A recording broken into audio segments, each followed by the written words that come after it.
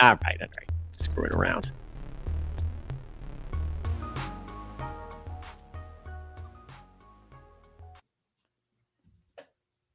What's happening, everybody?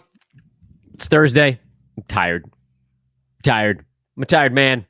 I'm baseline tired. Shout out to Robin Marks for this sweet shirt, by the way. I'm tired. I'm a tired man. People always ask me, I'm one of those annoying guys. You guys probably could have figured this out about me at this point. I'm one of those annoying dudes when people say, hey, man, how's it going? I don't just respond with, good. How are you? I respond with, I'm a little tired. So-and-so happened. Kids got this. Wife's got that. And we're all doing the best we can. And then people were like, why did I ask this stupid son of a you-know-what how it was going? I got way more than I bargained for. But look, here's the thing. And it's not just because this is not a development over like the last 7 years, 7 now, 7 years since I had kids and was cooped up at home and only talked to children. This is my entire life. I discuss things way too much with servers at restaurants. I talk to people walking their dogs. I'm that annoying guy. So big frickin' surprise that I'm a guy who ends up having a podcast where I like to yell at people all day, every day. Not a big surprise. I have exactly 44 minutes from right this moment before I have a phone call that I have to get on. It is with the preschool director for my younger son. So that cannot wait. Meaning we have exactly 44 minutes to get through the key stuff from Wednesday's card. And I thought this thing through, and I think the best way to do it is just sort of the usual fare, which is go through the card and we'll try to move fast on things where we can move fast. I don't know why I made that big yet. And we'll slow down where we need to slow down. So, cheers. Let's get this party started. I am Dan Besbris. This is Fantasy NBA Today, a sportsethos.com presentation. You can find me on social at Dan Besbris, DanBesbris. Please do follow over there if you've enjoyed anything we've done over here. Trade deadline show, regular pods, the MLB stuff, baseball stuff that Joe's got coming out. He's got some really cool shows that are having some big traction, especially on YouTube. Please do hit a like and subscribe button. Do it now. Do it now. And if you don't, well, I don't know what you're doing here. The Charlotte Hornets traded away all the stuff, and now they can't be stopped. They're on a furious 3-game winning streak. They're now 13-41. And they're chasing down the Portland Trailblazers for the fifth worst record in the NBA. I don't know what it means, really. I mean, all these teams at the bottom want to make sure they stay at the bottom, so the Hornets are going to have to pull the plug on some of their useful players here shortly. But they've also done it without LaMelo Ball. And I started with that because, so look, the Atlanta side is like not a whole lot of stuff. DeAndre Hunter has been showing... He's made some nice steps in the right direction. You guys that have listened to this show a bunch of times, you know my take there is I think he eventually displaces Sadiq Bey in the starting five. I don't know this to be true, but I think it to be true. At which point Bey becomes a drop. Bey kind of hanging on as it is anyway. But I also kind of wanted either Murray or Bogdanovic or Bey or somebody to get moved at the deadline from this Hawks team that would have allowed Hunter to have a larger role. So it feels like a lot of these guys are going to end up kind of like right on the borderline. And then the other note on the Atlanta side is that Bruno Fernando is filling in at center because Clint Capella and Onyeka Okongwu are both out right now. So, yeah, I don't think you need to do a whole lot with that. Obviously, if Fernando gets another start on what I suppose is now the other side of the All-Star break, Atlanta doesn't play today. They don't play again until the 23rd. Then you could look at it, but I'd be a little surprised if one of those dudes wasn't back. Hornets, on the other hand, I do think we want to stop and talk about because one of the players that everybody is asking about right now is Tre Mann, who had a monster of a ball game yesterday. 21 points, 8 boards, 6 assists, 2 steals, 4 3-pointers.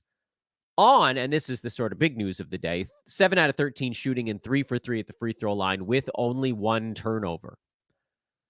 Those of you that have listened to this show know that I said Tre Mann was an immediate points league ad right after the trade went down. That was sort of never in question. And I said, you know what? I don't know that I'm fully on board with the Tre Mann 9 category freight train right now. And my reasons for that were, one, a big uptick in usage usually negatively impacts percentages, which for Tre were already a problem. And yeah, man, I guess that was it. That's sort of the one main thing. And I guess number two was that the percentages were already a problem. Right now with Charlotte, he's shooting 46% from the field, and he's made all 3 of his free throws, which all happened yesterday. He's also shooting 46% from three-point land on 2 out of about 4 and some odd threes per ball game. He's also at 1.3 steals, which, that could potentially hold. 2.3 turnovers is probably a sustainable number. And then the giant rebounds also feel a little bit outliery. So what I would say to you guys is this is the opportune moment. And look, I have no problem with folks adding him in 9-cat. But I would also suggest, if your league's trade deadline hasn't passed yet, this is a decent time to see what you could get for Tre Mann. Because in his 3 games with the Hornets so far, he's above his career mark by a lot in field goal percent. He's above his career mark in free throws by some amount. He took 2, I think, in Oklahoma City this year, and he made them. He hasn't missed a free throw this season, oddly enough.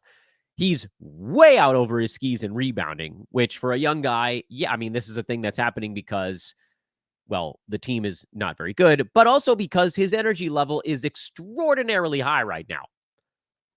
Also, he had a 9-assist game blended in there with a 7, so his assists are at 7.3.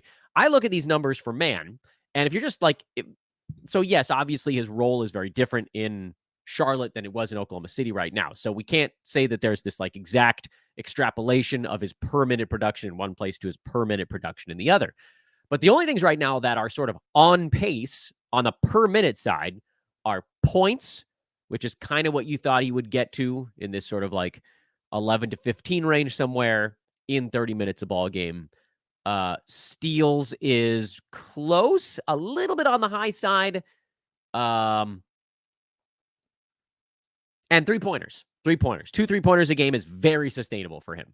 That's a number that I don't think gets too wiped out because, if you look at what he's done so far, he's basically right on pace for about 2 3-pointers in 30 minutes. The things that are over the per minute mark, and again, want to make sure you guys heard the preface that his role is different. So some of this stuff is more sustainable than others, but way out over his skis in field goal percent. I know you can say, Dan, he shot 50% in Oklahoma City this year. Yeah, how many shots did he actually take? We got to look at a larger body of work, which, first 2 seasons in the NBA, he shot exactly 39.3% in both of them.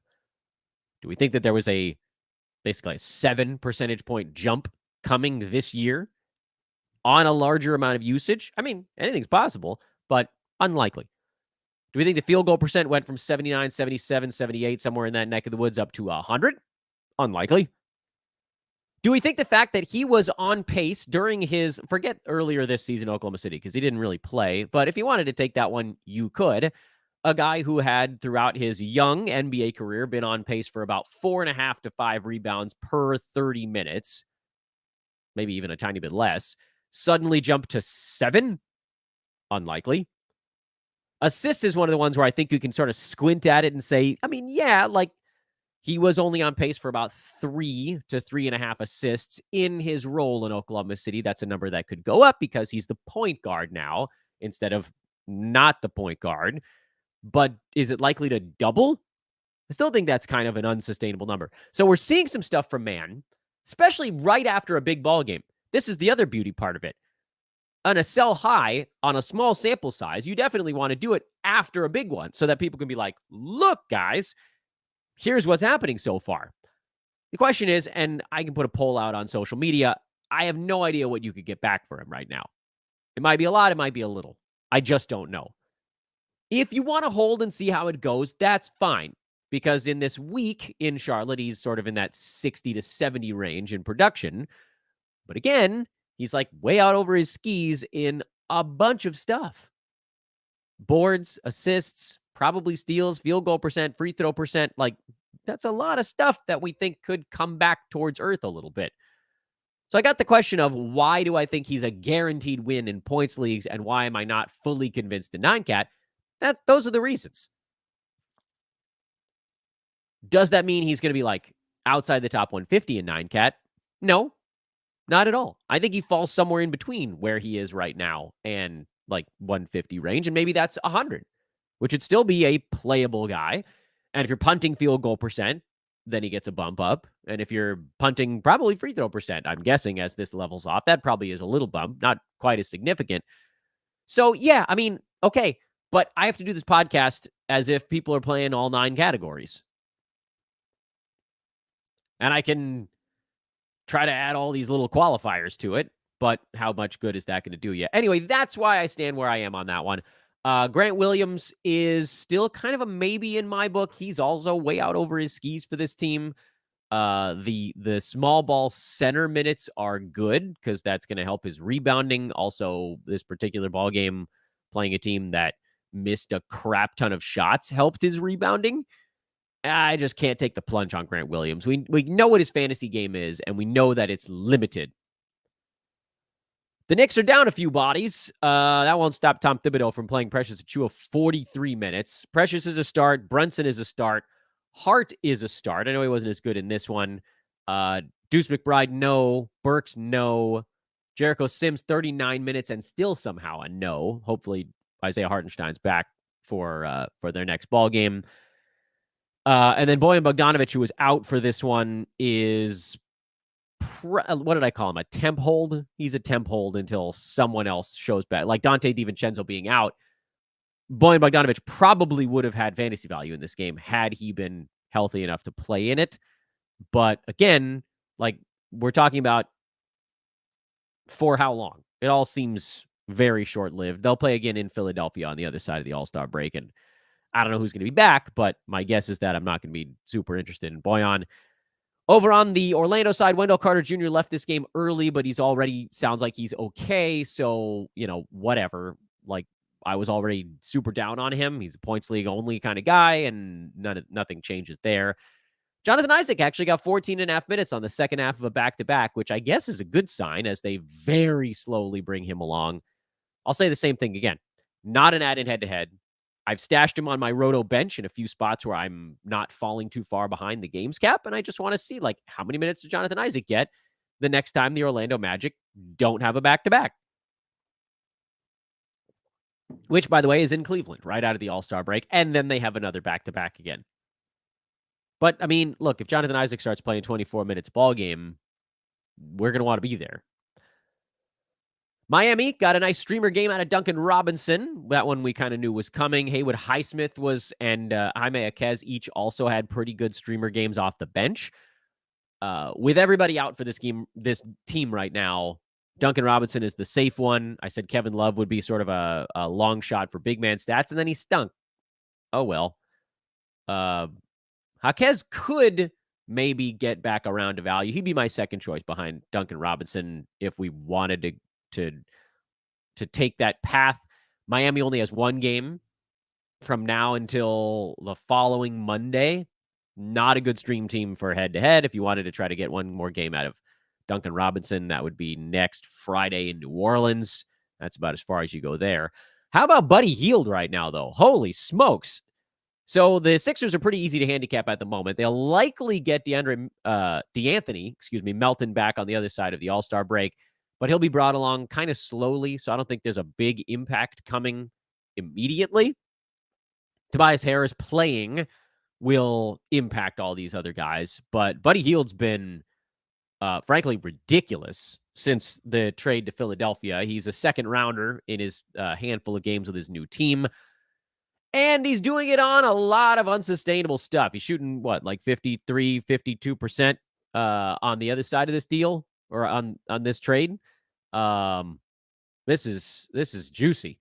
But it's also a bit of a sell high. Again, I don't exactly know what you're going to be able to get back on him. I think people know that there's a sell high element there, but they might just be like, well, Joel Embiid is out for a really long time. But at the same time, like, here's the thing. Buddy Hield as a starter does have top 50 appeal. So I don't think that I would sell him for someone lower than like 60, 65. And I doubt you could get that for him right now. So your best move might just be to ride it, see how it goes, and then, hopefully you get a whole bunch out of him. I would, by the way, also stash DeAnthony Melton if at all possible. The Bulls went big lineup in this one, so you're holding Ayo Dosunmu. I know his game wasn't as good here, but we got word even before the ball game started that they were going to start Andre Drummond and Vooch side by side to deal with the Jarrett Allen, Evan Mobley Cavs front court. And, it had its moments. Drummond was a +8 in a game they lost by 3, so, that part worked. But it's not going to be an everyday thing. You kind of have to look at the Chicago schedule, see where this type of thing might get deployed. They've got Boston, not a gigantic team on the other side. Pelicans are kind of big, so maybe. Detroit, no. Cleveland again, so then you might get it. What the hell day is that? That's like February 28th. When's the next time they play a super big team after that? It's a while. It might just be the right. Oh, they got Minnesota on March 31st. So, the Drummond to start thing is iffy. How many times do you want to try to squeeze a game out? Probably not worth holding all the way through, but, if we can spot play it, that's pretty good.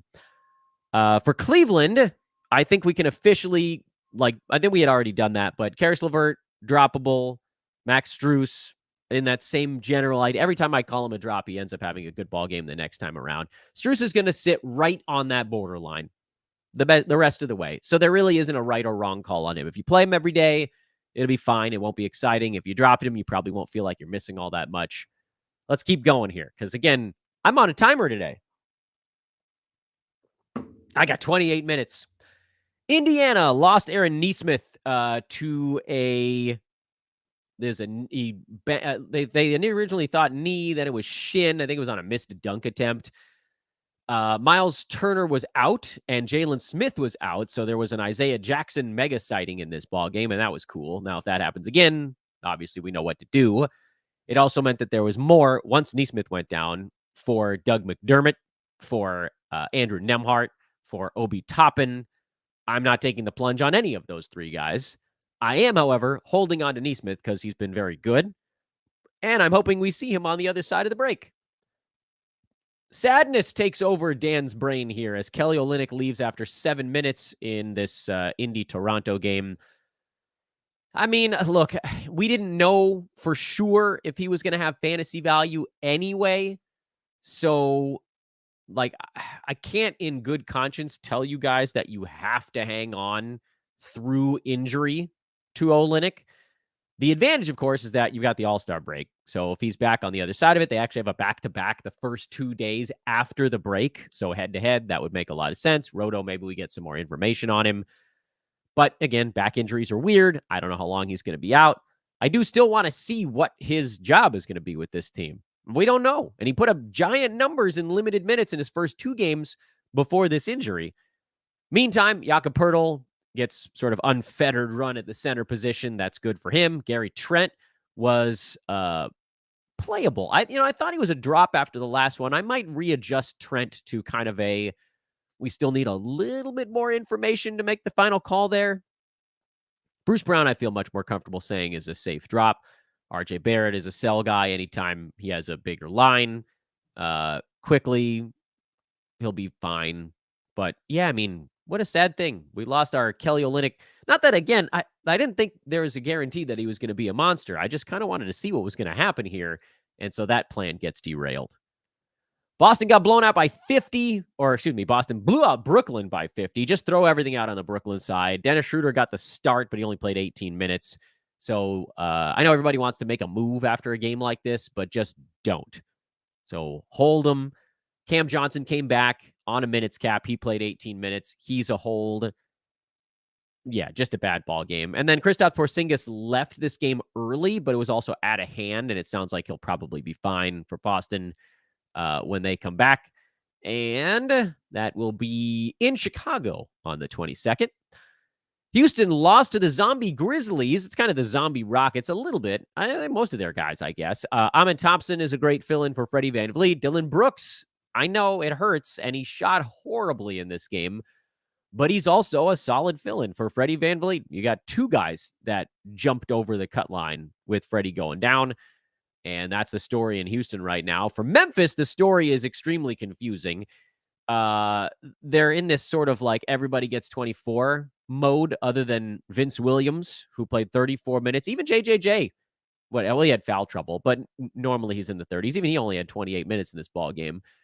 My hope, of course, was that Santi Aldama could get a consistent 30. He played 22. 22 is not going to be enough for him. If you'd like to hold a little bit longer, I'm okay with that.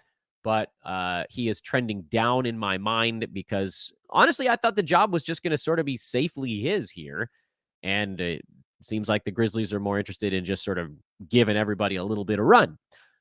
To that end, it makes almost anybody else on this team hard to roster outside of the guys that are going to get 30 minutes every night, which right now seems like it's just Jaren Jackson Jr. and Vince Williams Jr. G.G. Jackson had a big ball game, but he's more of a points league guy because of various holes in his 9-cat game. Lamar Stevens had a solid 20 minutes, but you can't go that route. John Conchar, same story, but only 20 minutes. Zaire Williams, 22 minutes. Derek freaking Rose, 16. Jordan Goodwin, who they just picked up off the scrap heap, 24 minutes.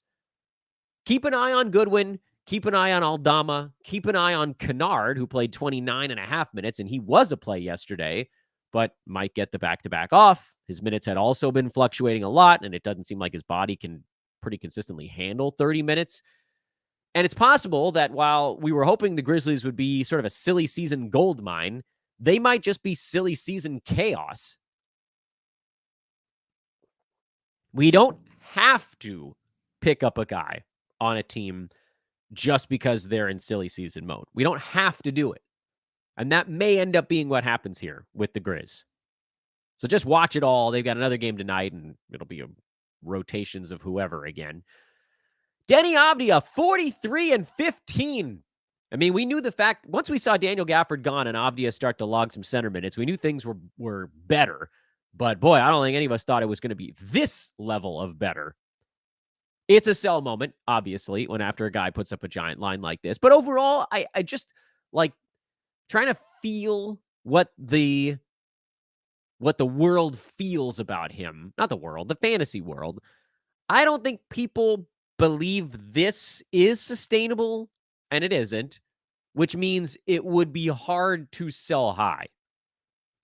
Like, Denny's been putting up these gargantuan counting stats, but he's been awful at the free throw line, and he's done almost nothing defensively during this stretch also. It seems insane, but over the last 2 weeks, he's not inside the top 100. He's close. Over the last 1 week, thanks to largely this ball game, he's number 26 while shooting, high volume 62% from the field. This is like a Jonathan Kuminga explosion. We know it's not going to last, but you can't get a top 30 guy back for him. Could you get top 75? Maybe. I think I would aim for that. If I was going to sell Avdia, a nice, super consistent top 75 kind of guy. Not like a flash in the pan, but, maybe you could get Drew Holiday. I think people are probably frustrated with him. You might be able to get him back. Maybe you could get, I don't know. Do you want Mike Conley? He's a low turnovers dude. So if you want the big explosion guys, then maybe you stand pat. If you're just going on strictly ranks, you probably end up with a small win there. But, for Avdia, it's going to be high turnovers. There's probably going to be some free throw percent issues. But again, if you can cash in on a game like this, you generally do it. No Kuzma, also worth noting in this one. So even Jordan Poole bothered to get involved. Jordan Poole's a mess. Tyus Jones, what does he have? 30 assists in his last 2 ball games? That's pretty neat. Corey Kispert is pretty consistently a stream when one of the high usage guys is out right now. So that worked. And Marvin Bagley doubled in 30 minutes. So he's a hold. So Bagley's a hold. Kispert is a spot play. Jones is a play. Poole is a ugh. And then Avdia is a play, obviously. But can you get something for him? Trey Murphy had a nice ball game. He's been starting to come on. Herb Jones slowed down a little bit. I think you can play Herb with Dyson Daniels out. I'm not fully sold on Trey Murphy being a rest of season dude. But again, Dyson Daniels throwing those 20-some-odd minutes back into the bucket, a lot of that has now gone to Jose Alvarado, Herb Jones, and Trey Murphy. Like each of them can get 4, 5, 6 minutes apiece. That ends up being enough for a guy like Trey, who is sitting just outside of everyday play, or Herb Jones, who's technically inside in everyday play, but maybe needed a little bit more consistency. It's weird to think of a fringy rotation guy going down and bumping 2 rotation guys up, but that's kind of what we've seen happen here for New Orleans. So short term, yeah, you can probably play both of those guys. Herb is the more trustworthy one because of the consistent defensive stats. They've also got a really good schedule coming out of the break. They play 3 games, including a back-to-back next Thursday, Friday. And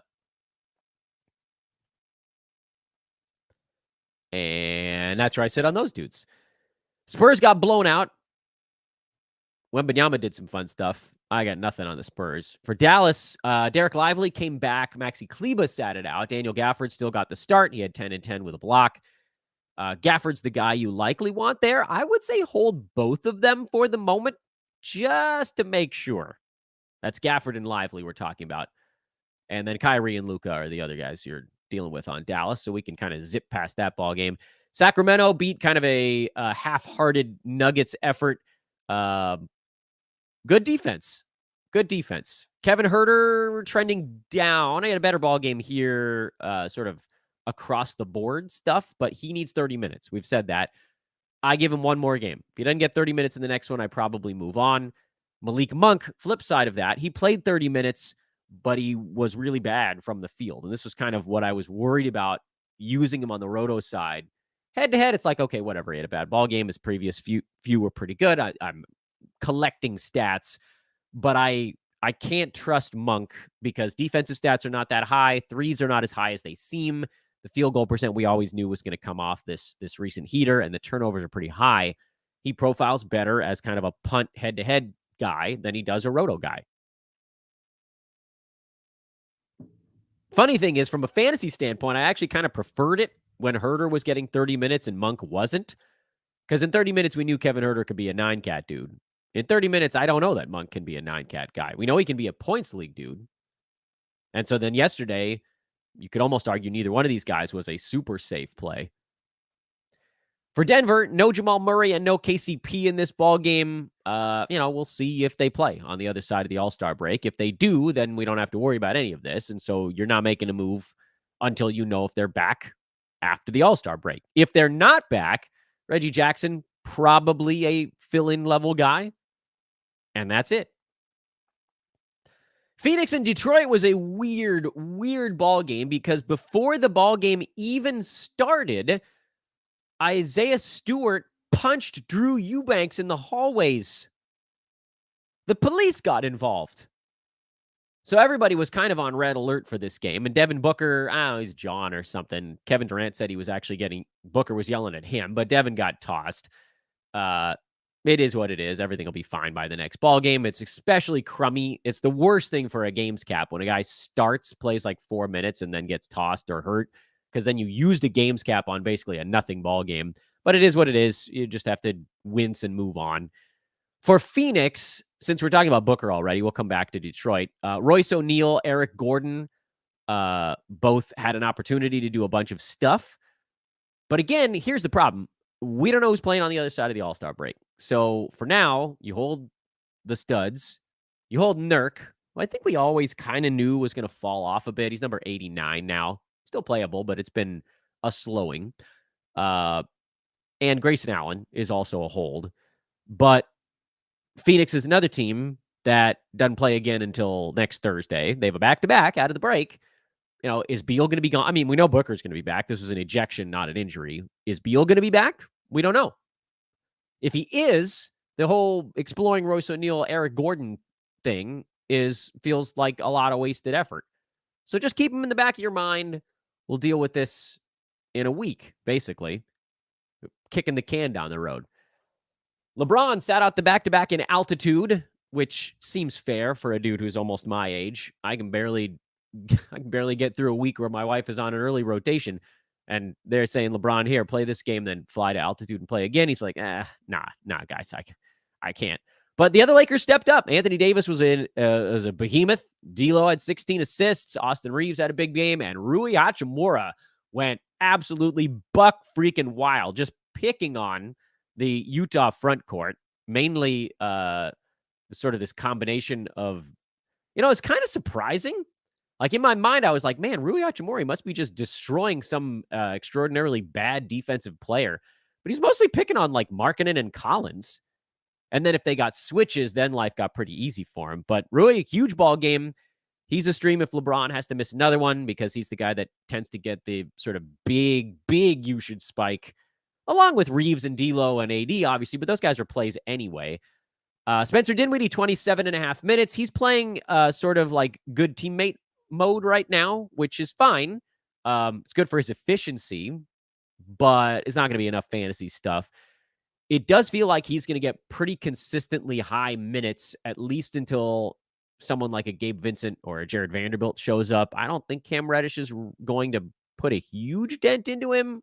He might. Reddish a little better defensively, but Dinwiddie's so much better on offense that I don't really know how you make that switch if you're the Lakers. Be idiotic, but we've seen dumber things in our lifetimes. So this is the, remember for when LeBron is out thing. And you keep an eye on Dinwiddie just in case. He's not a good 9-cat dude, but maybe there's a path to points league. That's about as far as I'd go there. Keante George got the start now. He and Chris Dunn have flip-flopped. Keante played 33 minutes and was efficient in them. That's going to be the big thing for him going forward. Can he maintain efficiency in this starting job? So the good news here is significant. I mean, like, it's very good news that George is starting. The job being his means it's, opportunity to try to grow, and he should probably be added in most leagues right now to kind of see how this thing develops. But also, don't get out in front of yourself. Don't like put all your eggs in the, Keante George is going to be a 9-cat difference maker down the stretch. He's going to be a points league start because, again, we talk about these guys with young playeritis, and Keante George is young playeritis. He was their first rounder out of, Baylor? Yeah, Baylor this last season. But he's shooting 38.5% from the field. And just because he shot 56% last night and actually has been above 50% in like 5 or 6 of his last 7 or 8 games, I believe, that doesn't mean it's going to stick. All that means is that he was lower than 39% before that, and he's managed to get himself back up into, Freddie VanVleet, Kyle Lowry territory. He doesn't get steals. He doesn't get blocks. He gets assists. He gets threes. Is it going to be enough? My personal guess is that even if you give Keante George 30 minutes, he's still not going to get inside the top 109 cat. So I don't think you need to go break the bank on him. If you're in a punt field goal format, that puts him a whole hell of a lot closer. Although, again, unless he starts racking up defensive stats, I still don't think that he's inside the top 109 cat. Points leagues, yes. Between George and Tre Mann, you go Tre Mann because it seems like his job is just slightly more secure. Although I guess you'd make the LaMelo Ball argument if he ever happens to show back up again. Jordan Clarkson, he's in one of his very quiet runs, so you can't do much with him there. John Collins and Walker Kessler and Lauri Markkanen were just slowed. And honestly, Anthony Davis is just destroying people right now. So don't read too much into what the Utah front court got in this ball game. And finally, and I still got 11 minutes on my watch now before I got to get the heck off the show. The Clippers came back, beat the Warriors, a crazy fourth quarter run. Clippers, I think, went on a 17-2. Did I get that right? 15-2 fourth quarter run to turn a medium-sized deficit into a small advantage. No big surprises on the Clippers side. Zubac's played more in this ball game because the matchup was just better. He should probably be rostered. Norman Powell had 5 3-pointers. Not necessarily what you say filling in for Kawhi Leonard, but from a scoring standpoint, he filled in for Kawhi. I'm not starting Powell. He's a fourth quarter monster, but without in onside. I think he hit 3 of his threes in the fourth quarter in this game. Like, if he doesn't do that, this is a pretty crappy fantasy line. So I think I'd probably rather just say, let Kawhi get himself right. No obvious pickup on that side. For the Warriors, Klay Thompson, a very tough hold right now. He's back in a funk, and he's been kind of losing playing time. Not, I don't say losing, but if he's not super hot, he won't play quite as many minutes. But hold him for now. Hold Andrew Wiggins. Hold Brandon Pajemski. He was awesome in this ball game, so you didn't really need me to tell you that. Jonathan Kuminga's come back to earth, as we all kind of assumed he would. Hopefully you sold high and tried to get like a top 50, top 60 guy for him, because the holes in his fantasy game are slowly here reappearing. Still a lot of fun for points leagues. The 9-cat number is going to taper off after that crazy run. But, at least the Warriors have like a pretty reliable rotation these days, and that makes our lives a bit simpler. Let me do the thing where I make sure I didn't miss anybody. I was trying to go really fast here, and sometimes somebody brings up a name in the chat room that I didn't talk about. Questions on Tre Jones. Should I drop him for Tre Mann? What should I do with Tre Jones? I'm still holding Jones. I know he's been not as impressive the last handful of games, but the nice thing about Tre Jones is that his game translates a little bit better to 9-cats and some of these other dudes. He's right around 150 lately.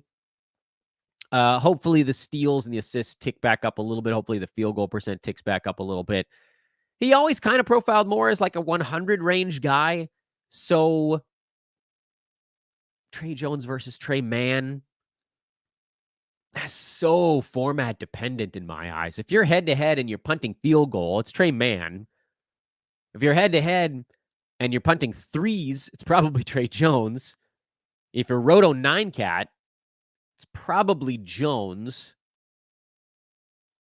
I honestly think they both probably deserve to be on rosters in most formats. Because like with Tre Mann, if he gets hot for a couple of games, you could sell him. There's always a reason to have a guy like that. Tre Jones, similar thing, like the higher floor. I don't know. I don't think there's a one size fits all, like my hats that I buy because I'm a dad. I got dad hats. I don't think there's a one size fits all answer to that type of question, especially not at this time of year. This time of year is particularly difficult because you're stat hunting in a lot of ways. Oh, Danny was talking about points leagues. Oh yeah, points leagues. So it's Tre Mann in points leagues, which I did say. I think I popped that in there in the middle of the answer. And I think that's probably it for today, which is a shame because I'm seeing more people are joining us live here right at the tail end of the show. Friends, I am on a strict clock today. I got a big phone call coming up. It's not that big, but it's an important one with my child's preschool director. Everything's fine. Just got to go over a few things, but that means that we got to make sure we get off in time. So on the way out, I want to ask you guys again, if you've been enjoying this stuff we've been doing, please hit a like or subscribe button on something. We want to keep growing everything we're working on over here. Come find me over on social at Dan Bespris and go get yourself some sort of facial hair trimmer from my buddies over at manscaped.com. Promo code there is ethos20, ethos20 over at manscaped.com. Quick question on the way out. Dan, what should I do with Austin Reeves right now? I think he's probably a hold. I don't think people are going to see the Giant game without LeBron and think that it's anything more than a Giant game without LeBron. Reeves is going to be probably in that 80 to 110 range reliably because he's a high percentages dude who doesn't typically get that many defensive stats. He'll get you some points. He'll get you some assists. He'll get you some percentages. And he's just going to sort of coast along as a playable 12-teamer. If someone will give you a top 80 guy for Austin Reeves, you probably do it. But again, I don't know how much that really nets you. And the guys that you'd be aiming for there probably don't really move the needle. I don't think you're going to be able to get Pascal Siakam. And I don't know that you want Herb Jones. It's a very different stat set. Austin Reeves is probably really helping your team in percentages, and that's probably one of the reasons that you have him rostered. Now, if you badly need steals or something like that, then yeah, there are other guys around there that are ranked similarly that are much better at that category. Like, I don't know. I just said Herb Jones. He would be one of them. DeAnthony Melton, as he gets ramped. Like, there are guys out there if you need to switch what you're targeting. But right now, basically anybody ranked between 75 and 110, you're pretty much just stat hunting. Like, you can cluster guys now. There's a movement that I'm not fully on board with to say that, like, rankings as a whole are nonsense. But understanding, and this comes back to something I've talked about a lot, and then I really got to get off the show. This is why I talk about ranking guys in buckets. There are buckets of players. And at the top of the board, like, every 2 to 3 players is probably a bucket. But as you get into, like, the 40s, the bucket might be 10 players deep. And as you get into the 70s, the bucket might be 20 players deep, where they're all basically the same general idea for your team. You just, based on what stats they're providing. But look, the 80th ranked guy is not the same as the 40th ranked guy. It's just that the 40th ranked guy, dudes on 4 or 5 spots on either side of him, pretty close. To say, oh, this is the 40th is better than the 44th, But to say the 40th is better than the 65th, yeah. Yes. It's understanding where the sort of value curve flattens out for that. How close are these players to one another? And the farther you get down the board, the closer the players are bunched. So the sort of, it's not a confidence interval. It's just sort of like a window on either side of, is this guy worth more or less than the other guy? The answer is they're the same, is just a slightly wider pocket. Hopefully that made sense. One quick question on Fontecchio on the way. We talked about him yesterday. I think he has a chance to be a points league value based on what I'm seeing. I don't think he's going to be a 9-cat guy. And that'll wrap it up for today. Thanks for watching, everybody. Tomorrow's show will probably come a little bit later in the day. We'll do kind of a weekly wrap, get you guys prepped for All-Star Weekend.